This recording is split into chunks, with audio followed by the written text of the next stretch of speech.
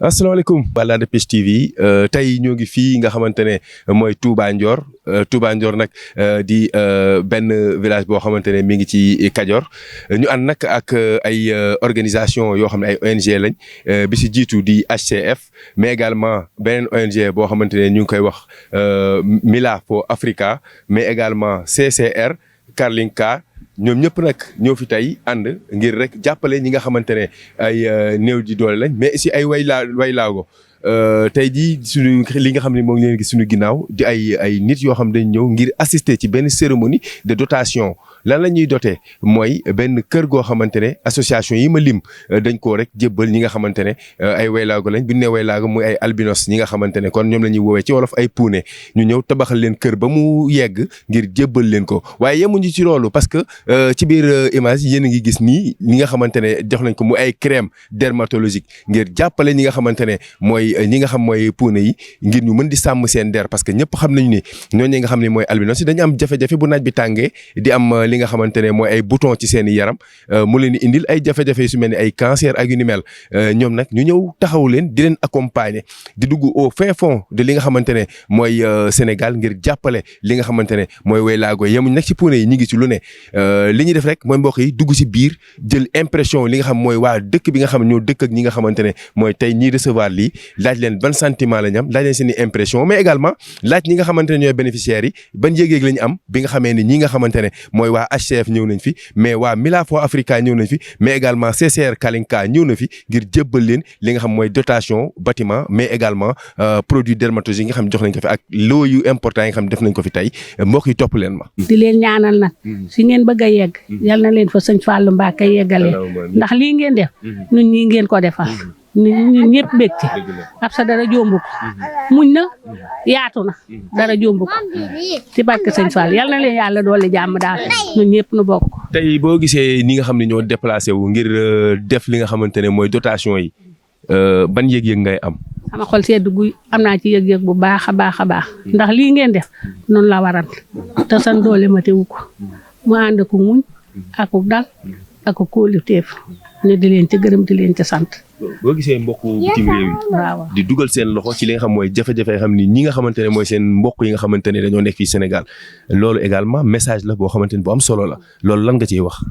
xanaa jafe-jafe bu am nañuy jafe-jafe lool nag waaye jafe-jafe bu ñu am donc jànkonte di ci muñ di ci góorgóorlu ak lu nu am bokk ko ki nu nekkal ñu dëkk bi ñëpp lu ci waay am lu tuuti bokk nga ko amul dara ñu sàmm nag ñun ñëpp sanu kàddu di góorgóorlu nag di góorgóorlu rek yàlla defal na jàmm ak salaam lii ngeen def ñun ñëpp ngeen ko defal. xanaa kontaan ci lool ndaxte waroon nañu koo mën a defal absa kon nag yéen bi ngeen dikkee bi ngeen ko defalee absa day mel ni nun ñii ngeen ko defal bég nañ ci lool wax dëgg yàlla yéene woon nañu ko te mënaluñ ko woon kon nag lii la ko yàlla dogale ci yéen mu jaar ci yéen kon ñoo ngi leen di sant yéen it di leen gërëm di kontaan ci seen ndaje mi lool. tey bés bu symbolique la bés bu màgg la ndaxte defe naa ne tey la ñuy màggal Kazu Rajab mu tombeek aljuma également ñu def tubaab bi def ci lu ni mel. muy mel ni tey moom ñoom dañoo dox ci li nga xam mooy calendrier l'islam.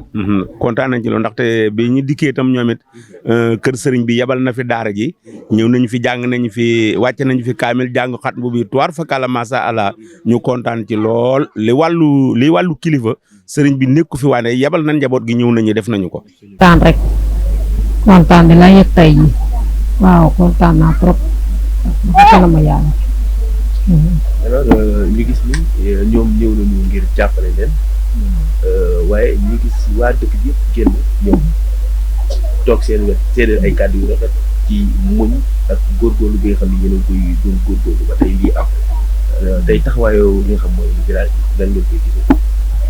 maa ngi leen di nuyu di leen siyaar ñun ñëpp ginnaaw bu ma nuyoo sante sama yàlla sant sama ñaari waajur maa ngi nuyu sant sëñ Thierno Ndiaye borom dëkk bi Mara bi di sant waa dëkk bi yëpp góor ak jigéen mag ak ndaw bàyyi ma kenn ndax ba fi ban commencé bâtiment bi ba léegi chaque jour ñuy ñëw di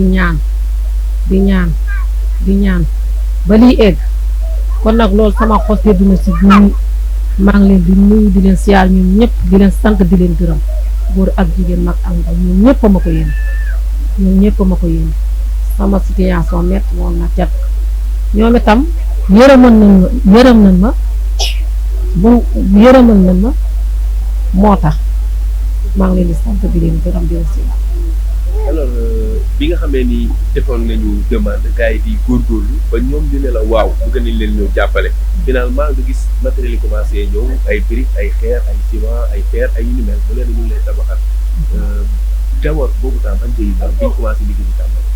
xanaa kontaan ba ma gisee mool yi ñëw xeer yi ñëw lii bi ñëw karo yi kontaan waaw kontaan rek di sant yàlla rek kontaan. si loone si jàmm. yaa ngi si jàmm bu baax naka yi tey ça va. ça alors tey ñu ñëw indil leen li nga xam ne ay produits defal leen kër gi rafet gi ak yu ni mel alors ban yëg-yëg ngay am tey. lu baax. kontaan nga bu baax alors maa ngi dégg gars yi di la encouragé naan la nga jàng bu baax nga góorgóorlu baax na yaa ngi góorgóorlu yaa ngi jàng école ban classe ngay def. C1. C1 yaa ngi jàng bu baax def nga compo ñaara nga am moyenne baax na très bien léegi alors dégg nga ñu ne produit yi dafa am ñaar am na boo xam da nga kaa war a jël si suba si am boo xam booy tëdd nga koy diwoo ndax di nga ko respecté ndax loolu mooy dindi li nga xam ne mooy tache yi nekk si yaram bi. waaw di nga ko respecté bu baax. waaw balaa ngay tëdd nga diwu boo xëyee boo sangoo pare nga diwoo ko alors lan ngay ñaanal ñi nga xam ne ñoo leen defal lii. ñu gën a gudd fan. ñu gën a gudd fan ak lan. di wér. ñu gën a mën a ñëw di leen dooleel ci li nga xam ne mooy li nga xamante ne mooy li leen jàppale tey kontaan nga tey kontaan nga bu baax alors ñu ngi lay aussi ñaanal suñu borom defal la gudd fan dégg ngeen ko Moussa moo doon joxe noonu ay message am mais aussi ñi nga xam ne ñoo ñëw seet si leen tey ànd ak yéen ci lii mooy waa village bi kontaan nga sa morom yi ñëw toog seetaan kontaan nga si ñoom loo leen di wax sa morom yi. kontaan nga yaa ngi leen di remercier bu baax yaa ngi leen di remercier waxal maa ngi leen di remercier. maa ngi leen di remercier. voilà donc Moussa dégg ngeen ko noonu mi ngi remercier ñi nga xamante ne mooy ay xaritam mais aussi yaayam yeeg bàjjenam yi ak maam mi nga xam ne ñëw nañ ci bés bi teewlu ko vraiment ñu rafetlu bu baax a baax geste bi nga xamante ne am na fi nga xam ne mooy ci Touba Ndior waaw léegi nag li ñuy def mooy jéem a dugg ci li nga xam ne mooy bâtiment bi. Alors d'où est-ce qu'est partie ce fibre donc humanitaire? Where did it all start? Where did you get the need to come and help the albinos? My action in Africa started 2014 in Guinea-Bissau. It's Guinea-Bissau. I did 7 years big job. I built house for children, and there I met first albinos. Really, like people call me and say, "Some albino, it's cancer. They need operation in Portugal." So I came there. It was family, big family. There are like 4 albinos, and Papa of albinos have cancer in the head. So it was my first experience. 2016, we sent him to Portugal to make surgery, and he's still in life. Donc, pour traduire, c'est en 2016 que ça a commencé. Elle était à Sierra Leone. Elle était là-bas pour les besoins de sa fondation, et elle aidait une famille, et c'est là où on lui a dit qu'il y a une autre famille à côté qui en a vraiment très besoin, et elle est partie les voir, et c'était une famille d'albinos où il y en avait 4 qui étaient d'albinisme, dont le père qui avait le cancer au niveau de la tête et qui avait un besoin d'assistance immédiate pour se faire opérer. Et là, elle a réagi tout de suite, elle a fait contacter ses partenaires et ils l'ont amené au Portugal pour le soigner. Et c'est là, en fait, où elle a eu sa première rencontre avec les albinos et a pris conscience des problèmes des albinos. Yeah, but I tell you now,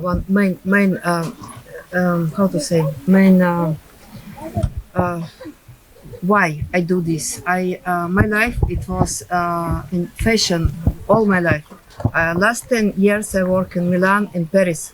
I work in this fashion house. So, and in this period, first time I came to Guinea-Bissau because it was some call to help. And after when I come to Guinea-Bissau 2014, my life completely changed. So from 2020, I decide to give my life for help for people, especially for people with albinism.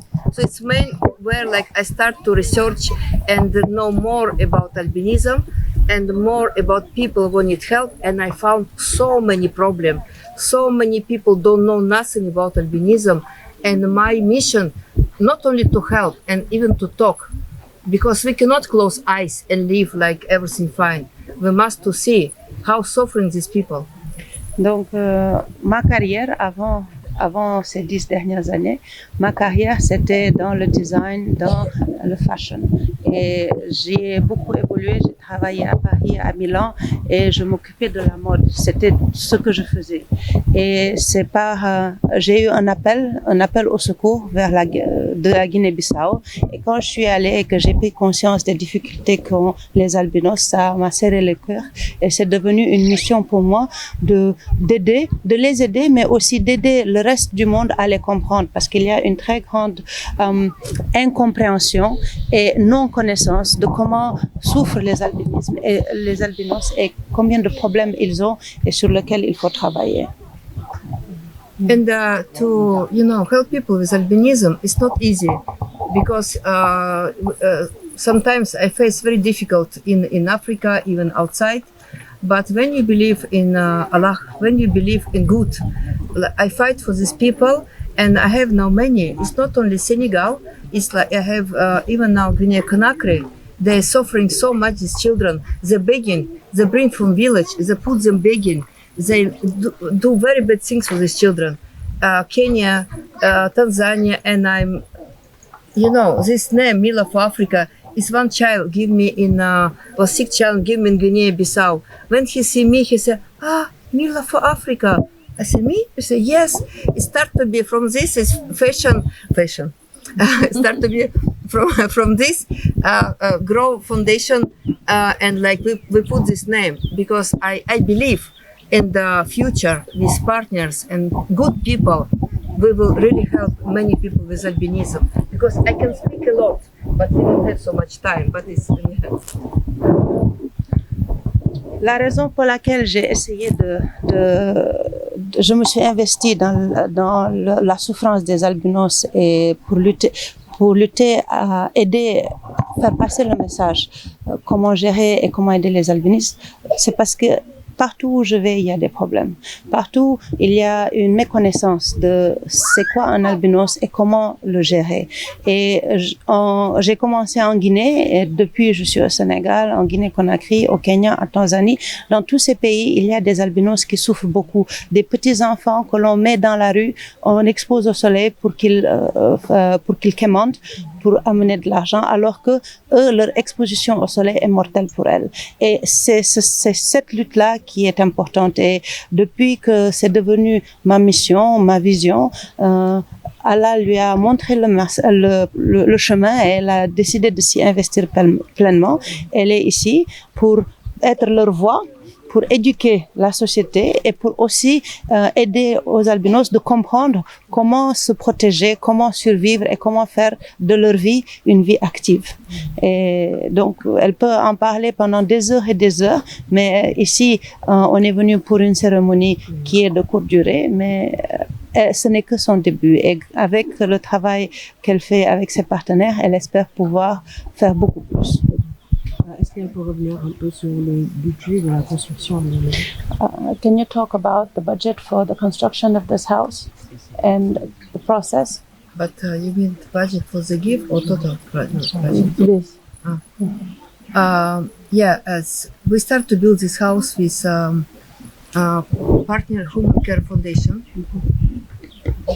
Donc, nous avons commencé ce projet à travailler avec le budget de Human Care qui a été alloué par Human Care Foundation. It's our first project in Senegal. Et c'est notre premier projet de construction au Sénégal. We did with very small budget, we can say, et nous avons travaillé avec un petit budget. But we make very good job. Do you want me to continue on the budget side? Yes. La raison pour laquelle je demande d'intervenir, parce que comme l'opérationnel c'était nous, je suis plus en mesure de vous donner les détails du budget. Alors, Human Care Foundation a alloué $8,000 pour la construction de cette maison. Et pour $8,000, en parlant avec des experts dans la construction, le plus simple, c'est de faire un F1, c'est-à-dire une chambre et un espace vital avec une salle de bain et un point cuisine.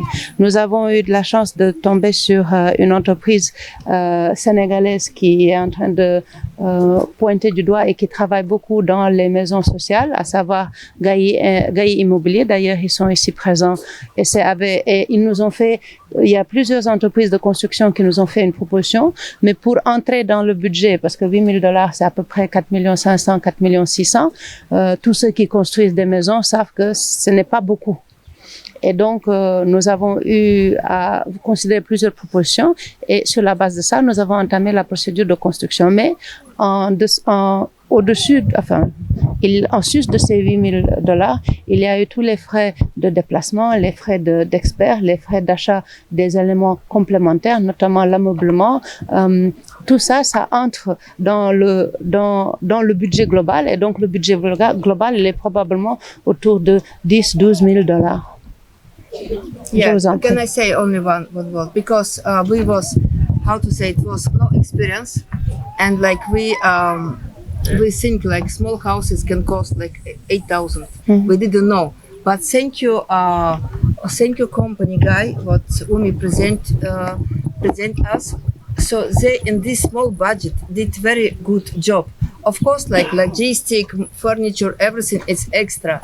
But I want to say really thank you for this company. They was very correct, very fast. They did everything and they came this small budget to do very nice house.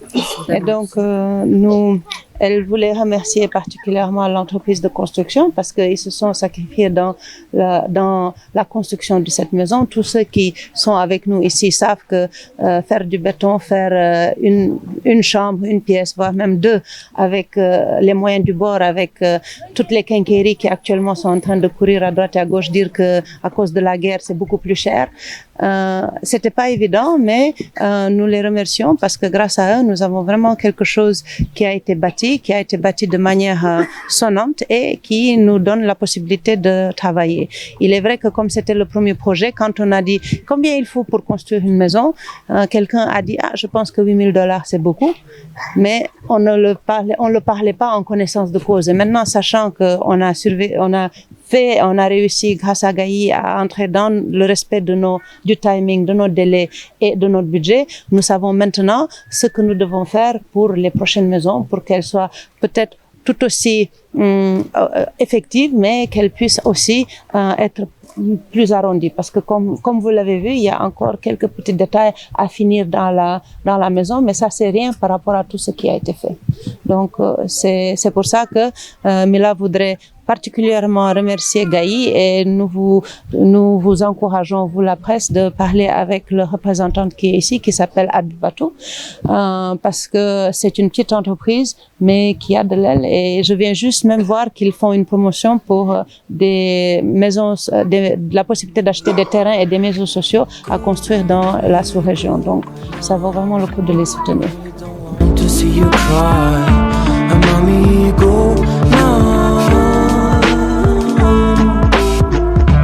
Really wanna brutalize, let him agonize, cause he's gonna be biting